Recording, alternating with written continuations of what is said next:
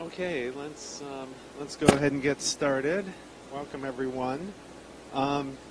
As you know, we occasionally, within the context of the DMICE Informatics Research Conference, have specific activities, like clinical informatics grand rounds, and this is Clinical Informatics Journal Club.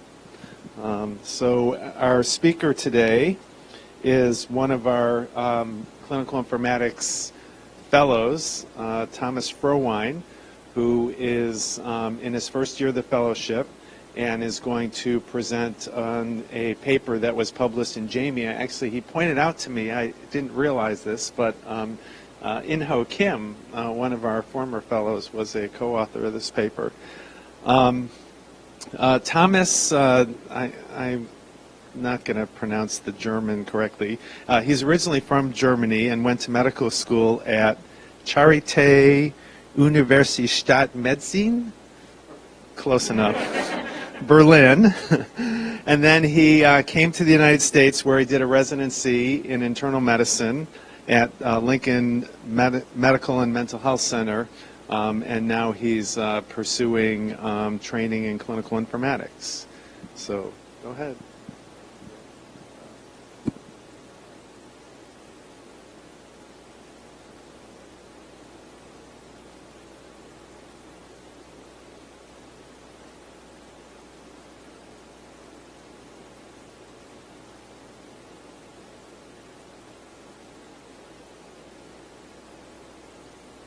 Are you getting a signal? Okay. Okay.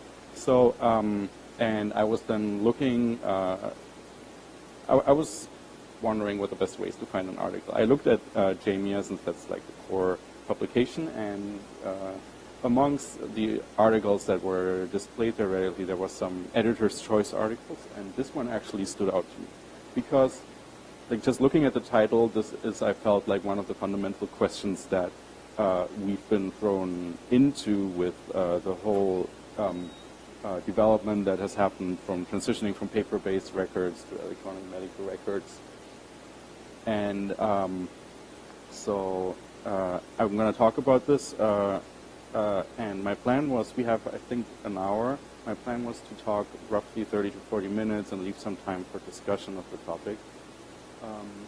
And so here's the outline. I'm going to talk a little bit about the background of the study, then the study design, what the authors found and concluded, and then some critical review of how the study was done, and then my conclusions, and then leave it open for and have some questions if you don't have any further discussion. Okay, so why this article? So health information technology, those who actually work with it in the clinical realm probably know this best. It can provoke a range of emotions, from excitement and of anticipation to frustration, anger, and sometimes actually faces substantial criticism. There are employers who actually try to promote the positions that they offer with saying that they have paper-based records as a bonus to the position. So, but there is some controversy. So, the question posed by this article would generally have broad implications. It's a very broad question, and if we can derive at an answer to this question, this would affect what we do, how we do it, how much money is spent on this, what research should be looking at. It might also make us rethink of the investments that have been done that were substantial with the High-Tech Act, for example. So the publication is from a New York-based team and published in JAMIA in 2015. It was co-authored by In-Ho Kim, who recently graduated from the program here, the Overseas Fellowship Program. And so the authors begin with review of what's been done before, and they found that there have been 31 reviews that look at outcomes of health information technology.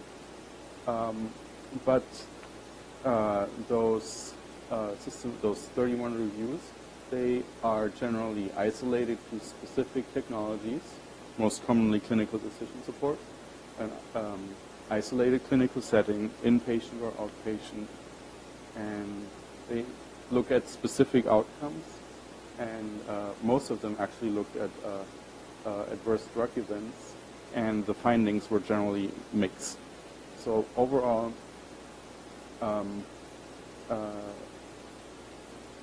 while it may be helpful while those studies may be helpful in answering questions about the importance or the value of specific interventions for specific outcomes, the general questions that we sometimes face, like does this overall improve patient outcomes, is there an overall effect, is not really answered by those. And they also have mixed findings and or like non-statistically not significant findings, which we might be able to mitigate by pooling them together to get a clearer picture across the spectrum. So this review combines multiple health information technologies in all clinical areas. They did not restrict the clinical areas, and it looks at basically is open to anything that can be qualified as direct patient safety outcomes.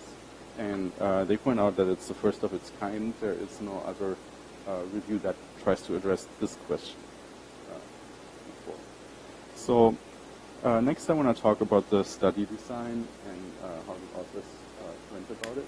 So just a quick review, this is based on the User's Guide to the Medical Literature. What is the process of actually writing a systematic review?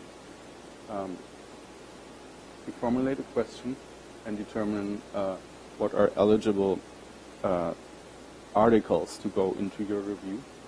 Then, and since most reviews cover a diverse spectrum of articles that have differences in the way they were conducted, there should be a priori, sorry for the typo, and like an anticipation, a hypothesis of what differences are expected and how they can be explained between the studies. Then the search is done to find all the articles that are relevant to this question and that meet the inclusion criteria. Titles are screened, abstracts are screened typically in a stepwise fashion, and in the end the full text. And then once those who meet based on their full text, all the inclusion criteria, the risk of bias is assessed and the data is abstracted, meaning like summary data is calculated to see if there is an overall signal in a certain direction. So the PICO, or population intervention control outcome, would be patients were in any clinical setting. It was not limited by age, it was not limited by certain characteristics of the population, and were under the care of a healthcare professional in clinical practice or postgraduate training. It's included also nurses and pharmacists. Interventions were health information technologies. I'll show you some examples of what was included in the next slide. They may include controls. There were different types of studies included. There was a number of randomized clinical trials that had a randomized control group. There were a number of cohort studies. There were some studies where the comparison was done between same group at different points in time, typically after a rollout or implementation of a new health information technology. And the outcomes were direct patient safety outcomes, which I'll list. They grouped them together, and I'll show you those in a few slides. So the health information technologies included were computerized physician order entry, e-prescribing, order entry alerts, electronic health record, which of course is a very broad definition. This was actually compiled by the a priori knowledge of the authors, as well as what they found in the systematic reviews that they that they found on the topic. Also patient portals. Of note, there were a few that they didn't find anything on, like home blood pressure cuff monitoring devices, for example, were amongst tools that they would have considered, but there were no studies. And here are the outcome categories. They included adverse drug events with generally adverse events, and then mortality is one category of its own. I want to point out that there is, some are lumped together where the clinical basis for this may not be that clear. Falls and pressure ulcers, while occurring in, you could say from like clinical experience, they occur in similar groups of patients often. They still are not the same in terms of clinical implications. And the most significant discrepancy there within a group I find is in this example here, altered mental status and stroke, which may have very different implications down the line for in terms of clinical impact and the patient's well-being. Now about the search. So the sources that they consulted were generally the recommended ones for systematic review are Medline, MDASE, and the Cochrane Library. And they added the cumulative index in nursing allied health because like nursing informatics also plays a role there, and this way we have a more complete picture. The time range included was January 1st to June 2012. And they also looked at conference proceedings, and they looked at the references of the articles that were selected. And the prior systematic reviews, I assume this, I understand this refers to the 31 more focused systematic reviews from before that I mentioned in an earlier slide. They were also reviewed. So, and the strategy was a combination of keywords and controlled vocabulary. And they also used a filter to look for patient safety as the topic in their search strategy. They mention a detailed search strategy description in the appendix, but however, I was not able to access the appendix through the web version of the article. And studies were then evaluated for their quality based on a 10-point scale. So this scale was taken from one of the, or it was actually used in several of the systematic reviews that were listed earlier. It doesn't seem to have a particular name, but it's relatively common to use like typically like 3 to 4 different criteria for quality and rate them. So you can see here allocation bias, the unit of the allocation, baseline group characteristics, objectivity of the outcome, and the completeness of the follow-up. This is what they looked at, and they scored it from 0 to 2, 2 being the highest quality for each of those. So,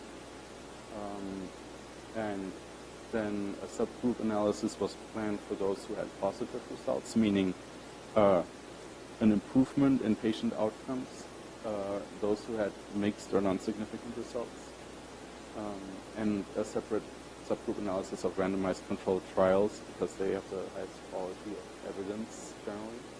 So, and now I want to go over the findings of the authors. This is the, you can call it a flow sheet of what they found with the numbers. So the important thing is they found with their search strategy 6,138 articles. After removing those that were not in English language, duplicate 4,700 remained. They added a few based on the references that they reviewed from, and then they reviewed the abstracts. This was all done by one person up to this point as per the description. And after the abstracts that did not fit the inclusion criteria were removed, the next steps were done with 2 people, like 2 reviewers.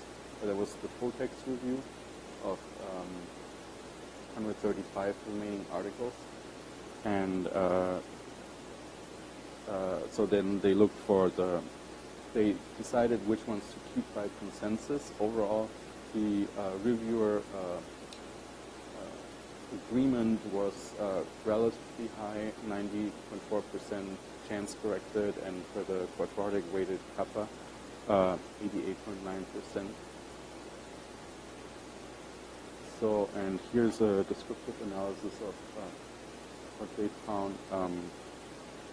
At least for each type of health information technology, they found at least one article, and there was more than one health information technology used in 22 studies. So the numbers that you'll see, they're going to exceed 100%. So this here in parentheses is the percent. This is an excerpt from the table. And this first column here is the main one to look at. Is the number of the studies, and in parentheses is the percentage. And you can see that the most common ones were clinical decision support and computerized physician provider order entry. Together, I want to point out they amount to 97%. So you would have to, and if you look at it, there's more than 100% because of the presence of more than one health information technology in some of the studies. But still, you can see that whatever conclusion we are going to draw, it's mainly going to be based on what's been done on clinical decision support and computerized physician order entry. Here's some numbers on the setting, the clinicians, just to take a look at it. Most of them were done in the inpatient setting. Few in the outpatient setting, only one in the long-term care setting. And the clinicians affected were in 80% physicians, 14% nurses, and then they assessed the quality as per the scale that I showed earlier. And here, this is the distribution on that scale. So they grouped it into 0 to 3 as the low quality group. Intermediate quality would be a score of 4 to 6, and high quality 7 to 10. And you can see that the intermediate group is at about 49%, and there's only 22% that would be considered high quality. And the weakest aspects that they found were randomization and allocation. The majority of studies fail to randomize patients or even have a concurrent control group. This was mostly allocated at the patient level. 81% were done without blinding. However, the follow-up was overall pretty good. For the majority, 61% had more than 90% follow-up. Here you can see the distribution between the different study types. 26% randomized controlled trials, and cohort studies. The largest group is cohort and observational studies, which is really the bulk of the articles that were found. The articles, the outcomes actually, here's a list of the outcomes. So again, here's the majority is taken up by adverse drug reactions or adverse events, as well as the readmission, admission, or emergency visit type. And mortality and maybe thrombosis and bleed. The rest has been not studied in a lot of articles. I want to point out in this context that one of the studies, there was only one that showed an increase, like a negative outcome. This was a study from 2005 in a pediatric ICU, where they introduced computerized provider order entry. They looked at the mortality. I think it was about a year before introduction and then 5 months after. And they found in a relatively large group, the study comprised about 2,000 patients, that the mortality actually went up significantly. However, this is the only one that showed that. Here are the positive studies. They called the positive studies refers to those that had a positive impact on the patient outcomes. And those were mostly observational, 40% in cohort studies, mostly single center in the United States, and 96% were in the inpatient setting. However, otherwise there were no significant difference in sample size and quality score compared to the other studies. And adverse events group was the largest one that showed a reduction. I'm not sure what percentage of that would be adverse drug events, but that's a significant subgroup of this. More positive results than mixed were also found for length of stay, renal impairment, fall, and pressure also raised. Here's some details of the other subgroups. So the mixed studies, they called it mixed when there was either a non-significant outcome, or there were several outcome measures, and there was a contradiction between the different outcome measures. More than half of them had non-significant findings.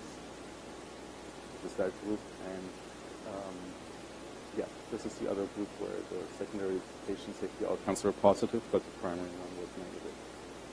The group of randomized controlled trials, 18 total, had only 5 positive trials, amounting to 28%, and most of them studied clinical decision support.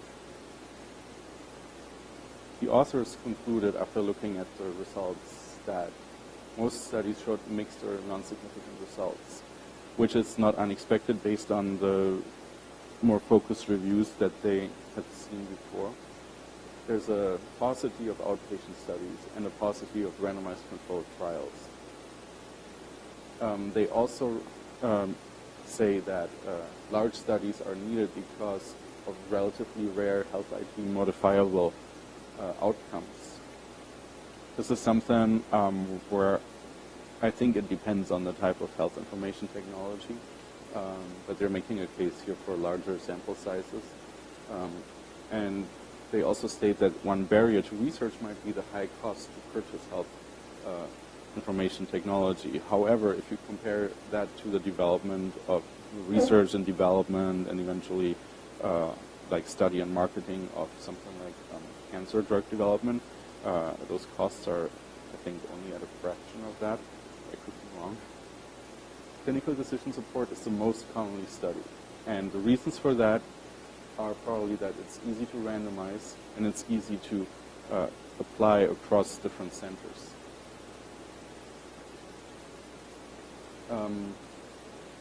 The other conclusions are, they noticed that the clinical decision support systems comprise a very heterogeneous group, and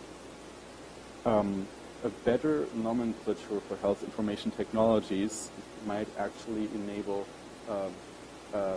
better characterization and comparison between the tools and across different studies.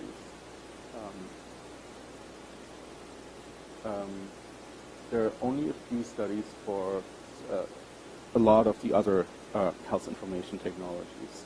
So really, we just have mostly data on clinical decision support and computerized provider order entry at this point. Publication bias was mentioned as a possibility, and that based on experiences with publication bias, the percentage of positive outcomes with health information technology might actually be even lower. However, they did not support that with any estimate of the publication bias in their study.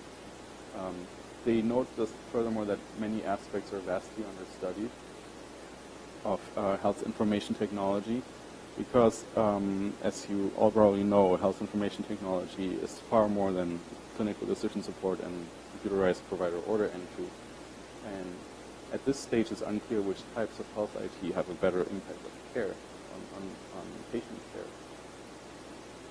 So I want to go over a critique of the article, and I followed this outline from the user's guide to the medical literature, looking at is the clinical question sensible, was the search done properly, was the risk of bias assessed,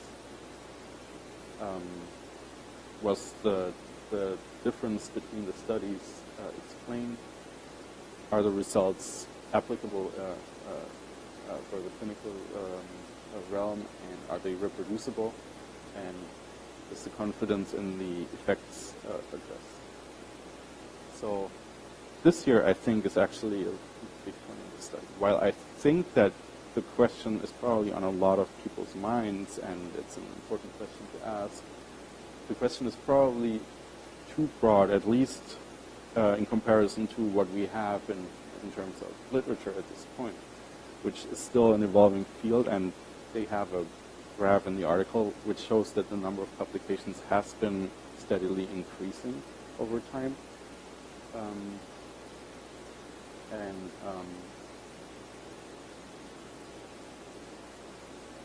I would also argue that the health information technology tools probably have a very different effect on patient care and the outcomes, because their nature is very different between like a clinical reminder and like a computerized physician order entry with medication cross-checking. There's probably a large difference, as you can probably picture. So lumping them together in one study may dilute actually the effect that you may see if you look at some of them individually. The title mentioned patient outcomes, but this is a little nitpicking. It was actually patient safety outcomes that the study focused on, and not patient outcomes in general. And the patient population was kept relatively open. I assume the goal of the study was to make a broad claim, if possible, with the available studies. However, yeah, the population was not clearly delineated. The search was detailed and exhaustive. They covered the primary sources that should be searched, as well as additional ones that are reasonable in the context of the research question. However, there was no formal exploration of possible publication bias. This is an area of controversy, and I know, but an estimate at least would have given some better foundation of discussing the possibility. And while they made a statement on the absence of any conflict of interest of their article, there was no statement on conflicts of interest or sponsorship of primary studies. I could also not access the appendix with the details of the search strategy, which I assume is rather a technological problem of the portal, the web presence of Jamie. Was the risk of bias of the primary studies assessed? So I think the comprehensive endpoint assessment is probably one of the strengths of the review. It goes a little beyond what you usually expect with like a 3 to 4 factor assessment. However, I noticed that the sample size was not taken into account in this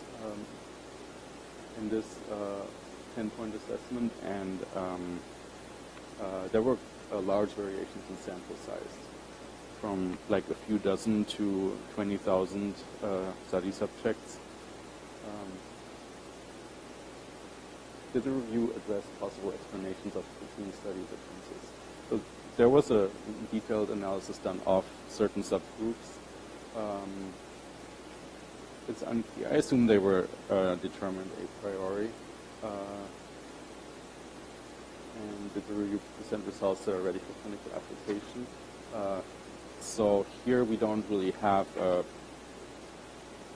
like most of the studies were non-significant or mixed in their results, so we don't really have anything that we can conclude from there, and which may be because of the broad question that was asked. and also probably because there is a relative paucity of studies, 69 studies on an entire field like this that were included is a relatively low number. Were selection and assessment of studies reproducible? So they were clear inclusion criteria, although broad. The search was mostly done by just one reviewer, so there's a little bit of a possibility that there was some bias introduced. However, later on there was good agreement between the reviewers. And did the review address confidence and effect estimates? So they looked at the quantity and quality of the studies, and they discussed the possibility of publication bias. In the studies themselves, they had a large variation in sample sizes. Only 22% had a high quality score. However, the follow-up was relatively complete. This does not seem to be a source of bias. And it appears to be consistent with the mostly mixed, non-significant results that were also shown in prior studies. So overall, I think the study was done reasonably well with some limitations, probably primarily dictated by the nature of the question. And the one factor there is also that in informatics, and I didn't point that out so far, but in informatics, it's not the same as using one drug that can be administered under reproducible settings in different locations. As we know from clinical experience, using the same health information technology tool in a different like workplace context may have very different results. These are probably the things that are most affecting the clinical question and the lack of a definitive answer, or the answer that at this point we do not see anything significant. So, yeah, overall methodologically sound. I think that the question might actually come from a specific historical point in time that we're at. Like, it's the kind of thing that health information technology is probably the kind of thing that we're not yet fully taken for granted, but in 10 to 20 years, another generation will, and it may be similar to when physicians actually started treating patients, becoming the primarily feelers. I'm saying that because at the time, like now we take it for granted that if somebody has a medical condition or a medical problem, that they seek a physician in most cases. In a few hundred years back, this was not typically done by physicians. It's actually a relatively new profession. And at the time, the question could have been asked, do physicians provide better care than what we had used before? And the answer may also not have been easy or may not have shown any significant effects. The point that I'm trying to make is that thinking about the impact of looking at these outcomes, I think that it's not going to have a large impact because there are other societal changes happening that are driving this, and it's not primarily driven by patient outcomes.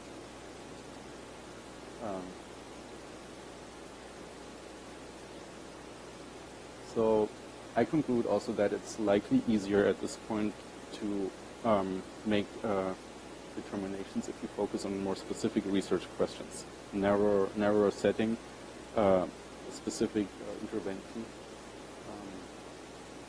And the other take-home message, I think, is that there is a huge need to study things more thoroughly. Like, we do not have the data on a lot of the things that we are actually rolling out and that are being pushed as new technologies, or we mainly have data for this review on computerized provider order entry and clinical decision support, but the field is much larger than that, so there's probably huge opportunities to actually try to study other health information technologies for their effectiveness. Okay, this is from my side. Do you have any questions or comments?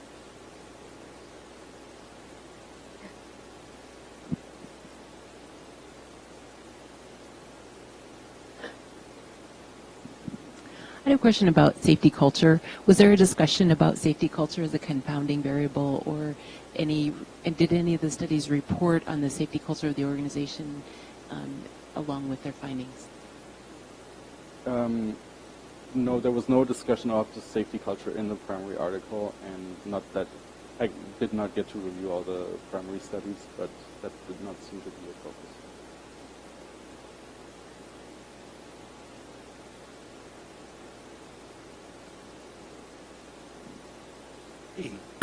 So did the review article take into account potential differences in terms of the duration of change, in terms of the time observed from when the IT system was implemented to when they're actually looking at the effects? I would imagine that in terms of implementing a system like that, there may be a certain period, it may vary depending on what you're looking at in terms of when you start to see an actual improvement where people actually using the system.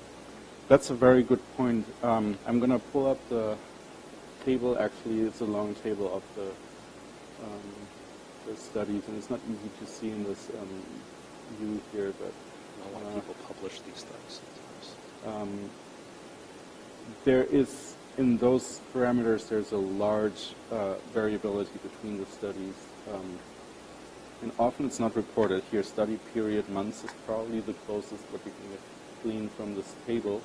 And you can see it's over years, almost a decade, to just a 1 to 2 year period or less. In many cases, we don't know when they actually implemented the system, so we don't know what the distance is. No. Huh. Some of them may report it, but in the body of the text, but yeah. So I have a second question that's unrelated, well, tangentially related, I guess, but it's kind of related to what this article seems to be concluding, which is that you have effectively a paucity of research on the effect of IT on what happens in the hospital in terms of outcomes in general. Yeah. So to me, just as outside looking in, I'm an autism researcher, and I have to pour through probably on the order of about 2,000 articles in a given year. Mm-hmm. I'm just kind of struck by how few articles they found, starting only with 6,000. So do you have an idea or a speculation as to why there seems to be so little publication on the issue, given that just outside looking in as somebody who's not a clinician, and this seems like an important question for everybody? I have a few theories about that, but I would assume this is a combination of it being relatively new to the spotlight profession. On the other hand, that the money spent is usually not spent in that way on research. Like drug development, for example, has like all those requirements, FDA requirements that require like proof of effectiveness, which we do not have here. The incentives came from a different direction, and it's actually tied more like it seems to be tied more to like a quality improvement movement, which is not as much about like rigorous methodology in terms of like scientific like removal of bias, and rather like monitoring the performance in a setting over time, and which is not, as far as I know, not as often published. Huh, interesting. I'm not sure if anybody else wants to comment on that, who has a broader perspective on this than I do, but I'm actually trying not to comment too early because I have a lot of comments on this paper, but in terms of that specific question, we have in our department a systematic review factory upstairs, and it's pretty common. If you are wanting to do a systematic review on the treatment of congestive heart failure, patient outcomes, you will likely the search, and I too am not able to get to the search, appendix. You actually should have emailed the Jamia site because Yeah. that's obviously a problem. But typically in a systematic review, and I guess Aaron Cohen is not here because he's done some informatics work on how to make systematic reviews more efficient. But you cast this really huge net with a really broad search, and then you typically get 20, 30, 40 articles. Some of the big systematic reviews, the ones that have made the national press upstairs on like mammography and use of statins and things like that, have a pretty common outcome. I guess since I have the mic, this was an interesting paper when it was published, and there were some really confusing things about it. And actually, in retrospect, I think these issues should have been raised. Well, the huge issue is the difference between the title and what they actually did. The fact that they actually were focused on patient safety outcomes.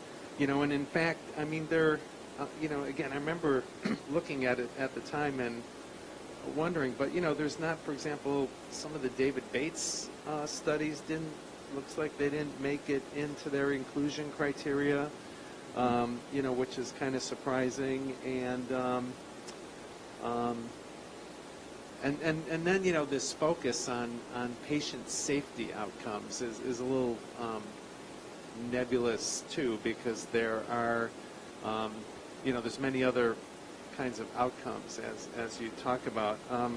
I also note, and some others like Karen in this room might be interesting, there's only like 2 studies that met their inclusion on health information exchange. We actually upstairs did a systematic review on health information exchange, and we let a lot of studies in, but a lot of studies looked at other kinds of issues like cost and other kinds of patient outcomes besides safety outcomes. Mm-hmm. So I could go on and on. I want to let other people make their comments, but some interesting.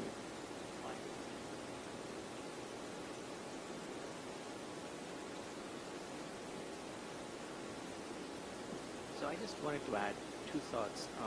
The first is I wonder how much weightage is placed in the fact that the literature, especially the clinical decision support literature, is dominated by studies from very few institutions, the usual suspects, and we all know who they are.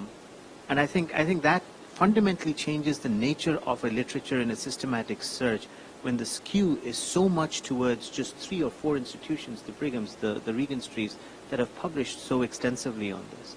And then second, Thomas, could you go back on your slides, please, to towards the beginning where you talk, where it shows us the number of the search strategy and the number of studies that they looked at. This here? This one, please. So I thought this was actually interesting that they did a primary literature search and came up with 6,000 articles, reduced it to 4,700, and then they actually kind of looked at references of other papers and added 344. So to me, that's an indication, like Bill said, the net is really wide, and then you try and trawl in, and some fish and throw out the dolphins and keep the tuna, I guess. But in reality, to me, when they're looking at other papers and they're adding, 10% of their, 8% of their citations based on other references, to me that suggests that the net wasn't as comprehensive as you would like it to be. So that's something to just kind of keep in mind.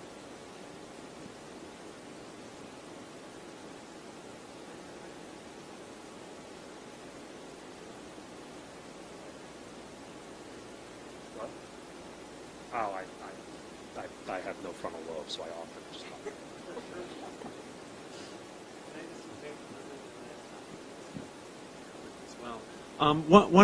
Really a question. Did they talk about other systematic reviews? Because there is this kind of sometimes called the Health Affairs methodology, because some of the reviews actually appeared in the journal Health Affairs.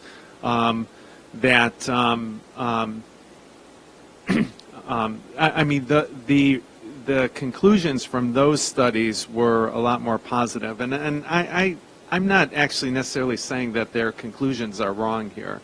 I think that we have we've had a challenge in this field of evaluating our systems. Oftentimes, people get grants to implement something, and then the evaluation is put off, and it never gets done. It's difficult to, it's a lot easier to do a experimental study of giving someone a pill versus a placebo, as opposed to implementing computerized physician order entry in a hospital. But another thing that I don't see in the paper, did they talk at all about comparing with the other?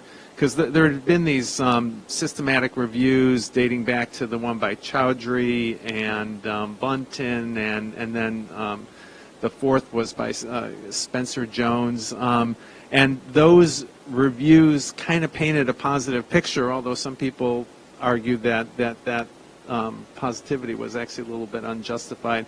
But did they compare their methodology with those systematic reviews?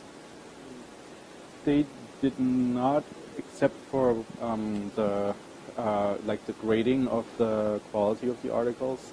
This seems to be coming from some of those reviews. But otherwise, I did not see a comparison of the methodology. So, comment and a question. I think one of the things that's hard about also just health IT, and for me with research and in general, is also the difference between patient outcomes and process outcomes, and the kind of some of the things that we measure it. Because when I'm looking through this paper and when I'm trying to look at some of the outcomes that they were measuring, even from a safety standpoint, mortality, I mean, there are so many things that go into that, and so many things that are beyond the scope of IT. So what effect is IT having on mortality can be very hard to directly link whether or not just the implementation of a health IT system influences mortality. I think, Vishnu, you've talked about this, where there was, I can't remember where it was, I think it was, it might have been Halamka, but they implemented IT, and they showed that it increased mortality, and they said, well, the IT system failed, and failing to recognize that the implementation changed so much about the culture of the institution. There were all these other factors that were being changed, and the whole idea of the unintended consequences. And so just the implementation itself is hard to show that implementation in and of itself is having an effect. The other thing I find that's difficult with research, and one of the things we see, for example, you go back to your drug example. Well, if we find that a drug works as an institution, we can buy that drug and decide to buy it. Well, for the software, if we have Epic and they built it on Cerner, no matter how much we want to pay, we can't implement it. There are limitations to that as well. And, buying the software and being able to actually own it, regardless of how much benefit we show, or however much benefit it has, I think that's a limitation to me in general. You talk about the limitations of applicability.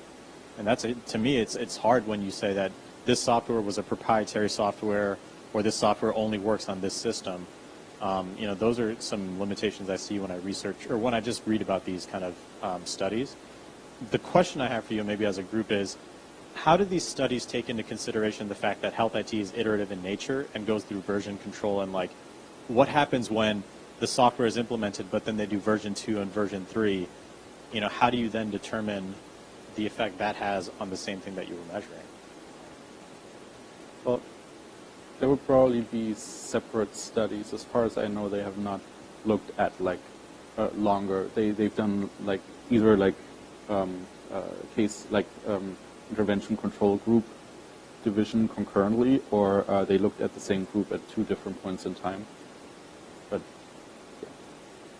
I also want to add that I think that you're totally right there, and I think that when an institution rolls out something as major as an EHR, which was listed here as the information technology, then that may go along with a lot of other institutional changes. The money investment is huge, and some other things may change. They may need to change their leadership structure as they introduce it, and the EHR has also a ripple effect on all kinds of other parts of the system. I think this is a little bit of a comment, and then maybe just kind of getting your thoughts on it as well. But it seems kind of like, as others have mentioned, and as you mentioned, that a lot of the research is driven not by actual necessarily hypothesis-driven things that are from research to delivering care, but instead are based on quality improvement or on business processes and simply evaluating how those things happened in a observational or retrospective manner. And I think that's one problem that we have in terms of generating good data on the effects of these things. And I wonder if that's in part, and whether this might be changing, because these healthcare technologies are not really thought of or considered by regulatory agencies or by a lot of us as actual treatments or therapies or things that are part of the medical care of a patient or of populations, and whether we may need to make some changes in how we think about those things in terms of, oh, I'm going to put in a new piece of technology. Do I need to actually go through some trials, go through some phase 1 trials in order to actually get that thing approved for use in a new clinical setting? And I think it's starting to happen. If I remember right, the FDA actually has just approved one of the first apps for some, I think it's drug cessation therapy as actually clinically approved as a thing. So it's sort of like a medical device or a drug or another therapy.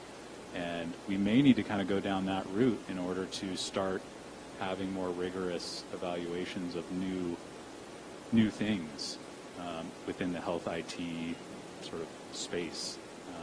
Otherwise, it's just going to be free-for-all, and we'll never know whether anything's actually helpful. Yes, what I would add to that is that I think it's characterized at the moment not that there's like a lack in general of doing that evaluation. Like we have groups like at the VA and here who look at like impacts, sometimes more, sometimes less. It's more characterized right now that this is not uniform. Like an institution that can afford to conduct studies before doing changes, and that sees the use in that, might be more likely at academic institutions than not. I'm just assuming that. But those institutions are probably more likely to do that for their own interests, while those who do not have a lot of financial leeway and are spending a lot of money on like an information technology, they might not have the means to do any such assessment and just like go with what they get. I was waiting for you to finish. So one of the things that's really striking me about this from an analogical perspective is the issue of introducing analytics in sports, and particularly in baseball through the mid-'90s through the early to mid-2000s. And this, in many ways, from a problem perspective, seems to parallel that in terms of you have to effectively change the culture.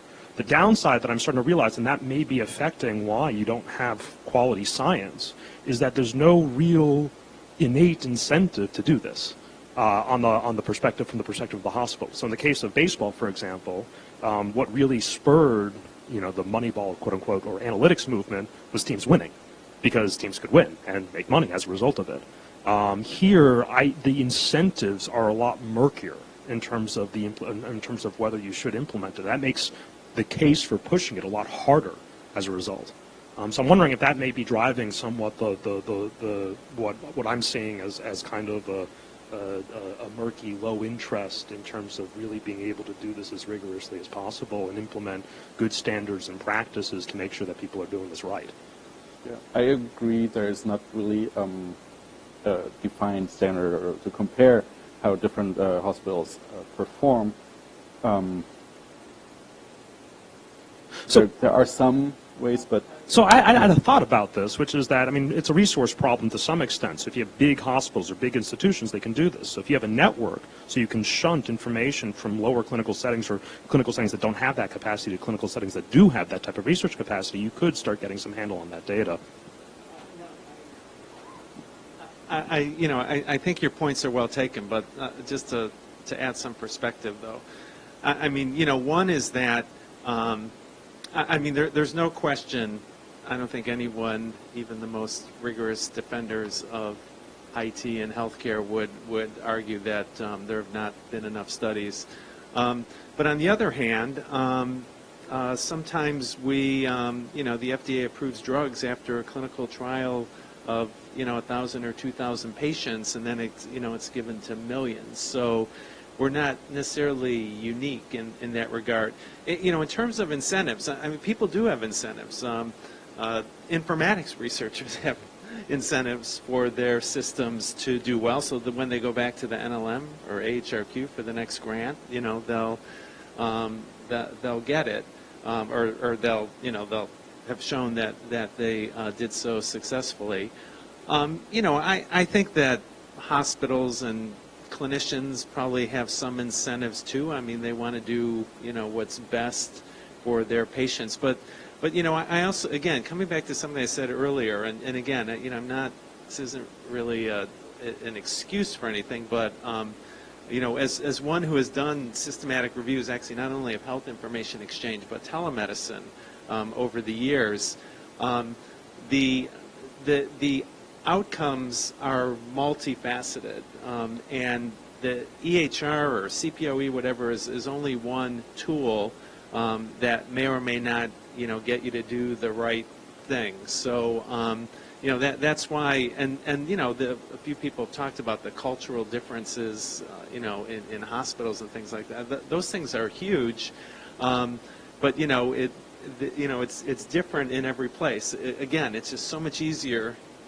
and I'm not saying we shouldn't do research, but it's so much easier to take a patient with disease X and give them either drug Y or placebo, and to do a study. And so, if nothing else, I think the take-home lesson here is how complex these kinds of evaluations are, but that's not a reason not to do them and not to pursue them.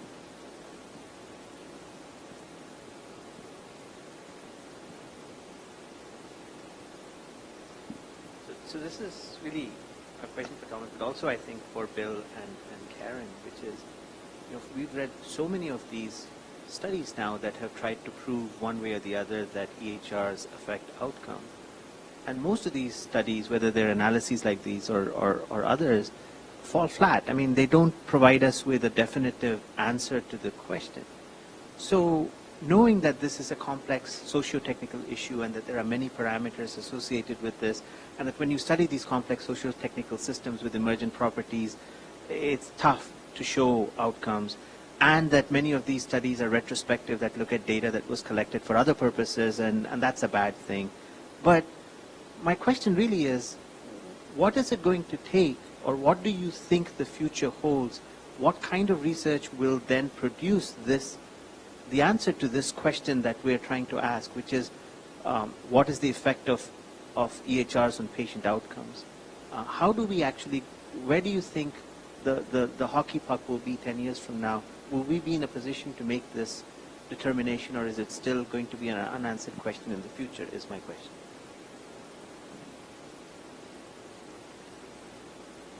Well, I mean, one approach to that, I'm not really covering this here, but is doing population studies and maybe comparing the data on the healthcare system before EHR implementation on a larger scale and afterwards. It's a crude way to assess it, and there's a high potential for confounders. But if you get the time frame, you may at least have a sense of what you could base some more detailed research on.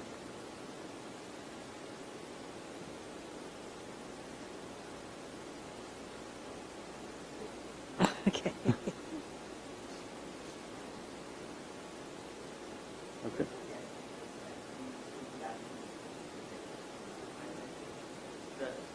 I don't know, it's easy, like Bill mentioned, it's easiest for us to figure this out for drugs because the way that you can find the answers are easy. The question I really have is, are we actually asking the question itself beyond the scope of what EHRs can do? like Bill mentioned, it's just a tool in an armamentarium of tools that we use. Should we be looking at much more specific things for the use of that tool rather than ask the question, oh, are they going to improve outcomes? We're not going to ask the question about, specific things like central lines. Are they going to improve outcomes? So.